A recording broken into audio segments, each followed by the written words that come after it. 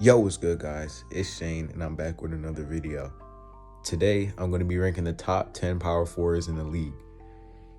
If someone wasn't on the list, they're either not a power forward or just wasn't good enough to make it. And with that being said, let's get straight into it. At my number 10 spot, I have Draymond Green. Even at this stage of his career, I think Draymond Green is still a top 10 power forward in the NBA. He has a lot of impact on the court. Right now for the Warriors, he still has a great defensive impact regardless of his age. And he's still a great playmaker and really raises the floor. He brings a lot of energy to the floor. And I think it's really underrated. Like last year when the Warriors didn't have Draymond, you saw like they were affected by a lot. And that's one of the main reasons why they couldn't make the play-in that's one of the main reasons why they lost in the play-in and like had a horrible record. Like the chemistry just wasn't there because Draymond wasn't on the floor.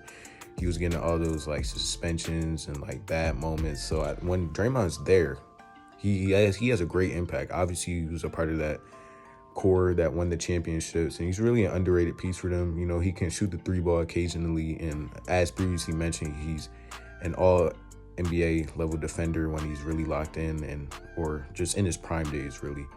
But he's still a great defender even now and passer, and he can run the floor for your team even at that 4 spot. This season, Draymond will have an increased role with the loss of Klay Thompson.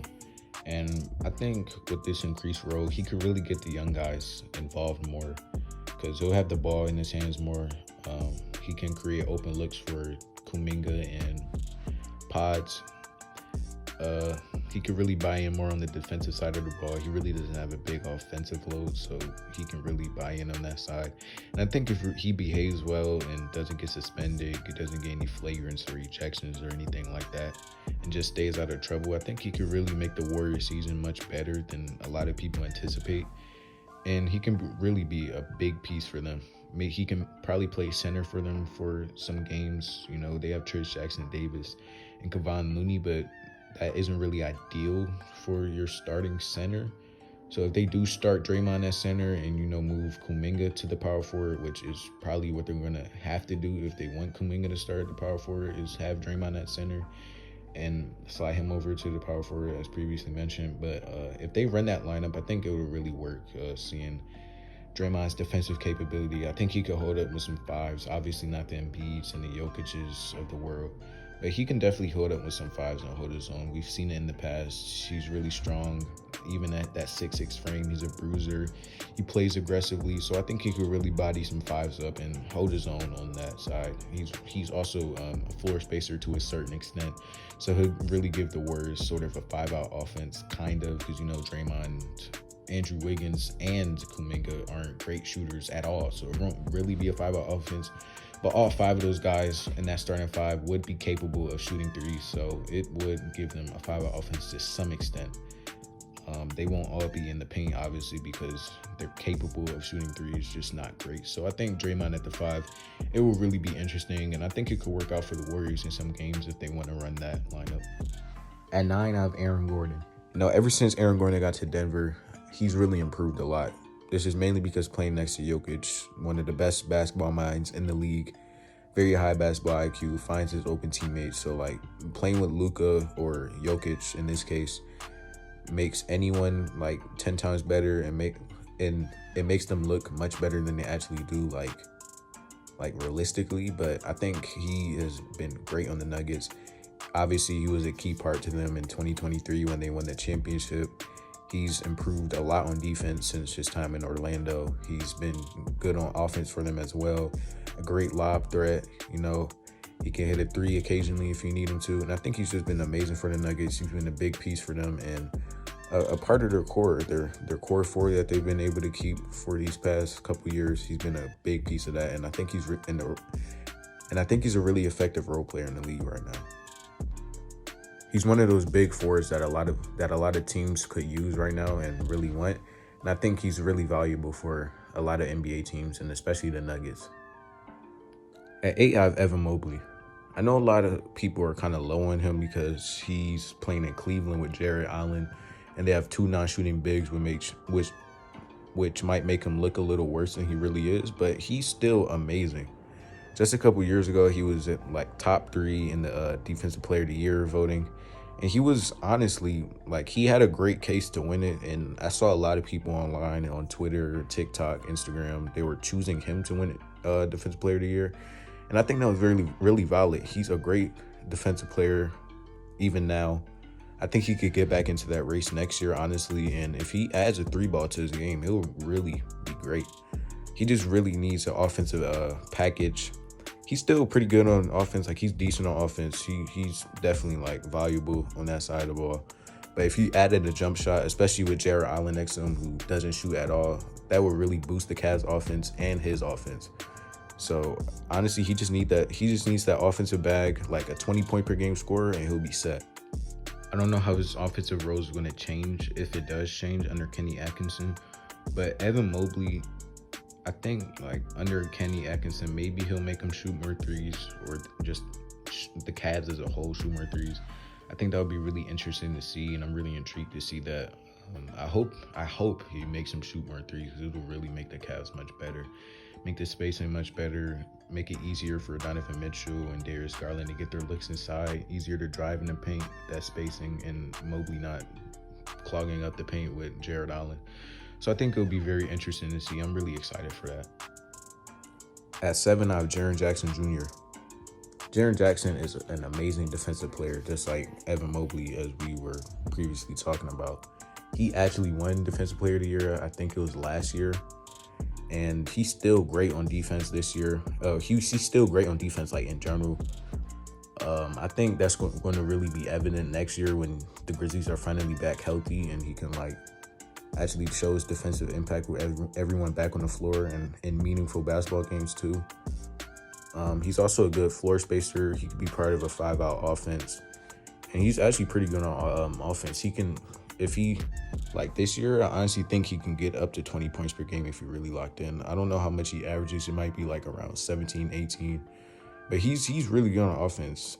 And his defensive impact really just polishes his game even more and makes him much more valuable than he would be if he wasn't that good on defense. And I think Jaren Jackson is really just a great player. At 6, I have Lauri Markkanen. As we know, Lauri Markkanen made an all-star jump just a couple years ago. And that was really huge for him. He went from being a role player to an all-star in the blink of an eye, and he's a great player now. He's one of the best shooting bigs in the NBA, and not really a big. He's more of a forward, but he's 7 feet tall, which is crazy. And he can shoot the long ball at a really, really good clip. He's amazing on offense, but he's a questionable playmaker and rebounder, like especially at his size. I think he only averages like 7 rebounds a game. I mean, it's okay. It's not detrimental to the team, but I think it could just be better. He's also kind of questionable on the defensive side of the ball.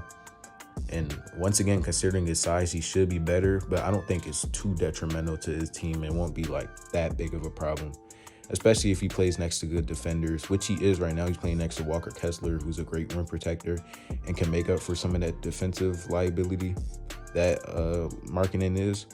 But even without that, I don't think his defense is that detrimental. It's not too bad. Like, he's okay. And overall, Lauri Markkanen is a great scorer. He can give you 25 points per game. He can't be the first option on the team as we see in Utah, as they're trash every year. Even if they did have a better team around him, I don't think he can lead them to like a conference finals or even a finals appearance. Maybe the playoffs is reasonable, but definitely not like a deep playoff run. But playing in Utah, he's not going to get anywhere. So I really just want to see him on like a contender or just a decent team that's trying to win something as like a second or third option, preferably a third option, because I don't think he would be like a great second option on a championship team.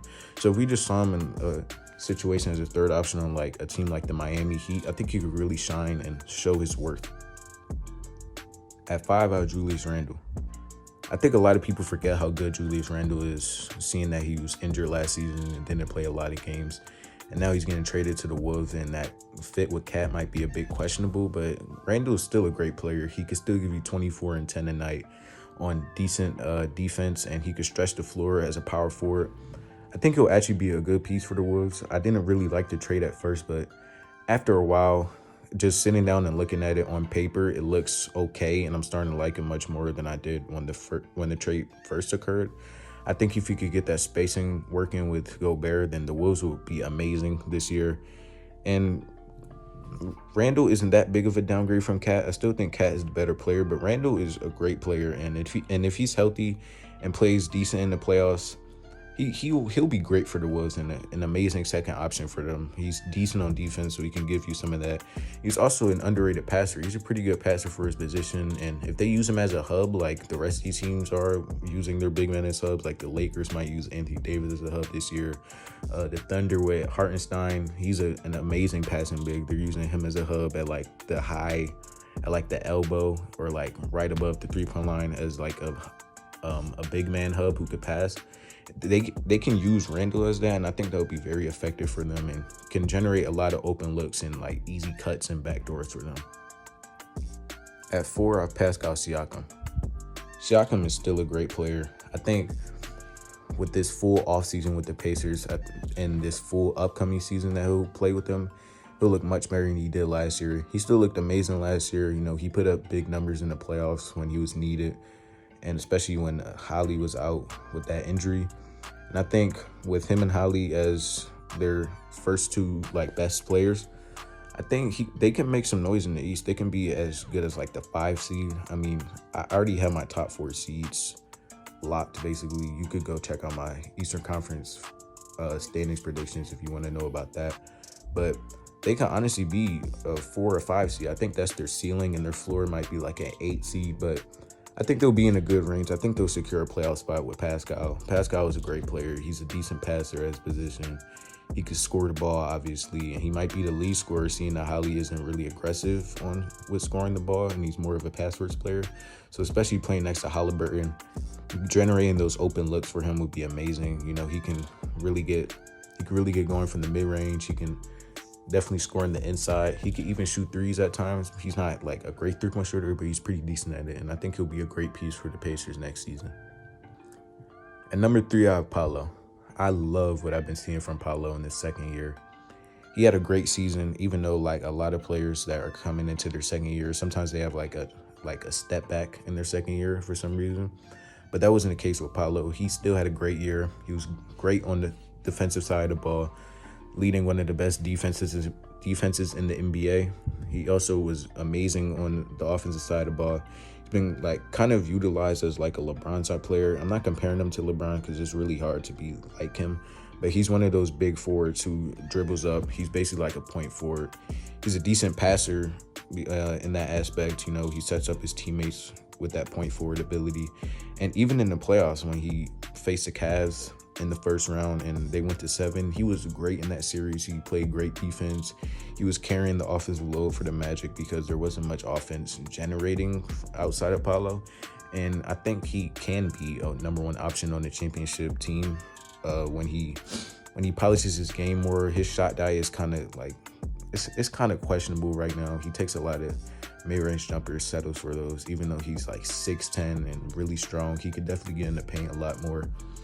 And I think once he does figure that out and get in the paint more and he gets better at shooting threes, he's okay at it right now, but he's not like, it's not ideal. His skill level right now at shooting threes isn't ideal. And once he gets better at that, finishes more in the paint, fixes those mid-range jumpers and just his shot diet overall, I think he'll be really good and can definitely lead a team to a championship. At number 2, I have Zion Williamson. When healthy, Zion is a problem. We saw that in the playing game last year when he was dropping like 44 in the Lakers until he got injured, and that's the problem. He's always injured. He's injured in the regular season. He's injured in or before the playoffs. That's a problem.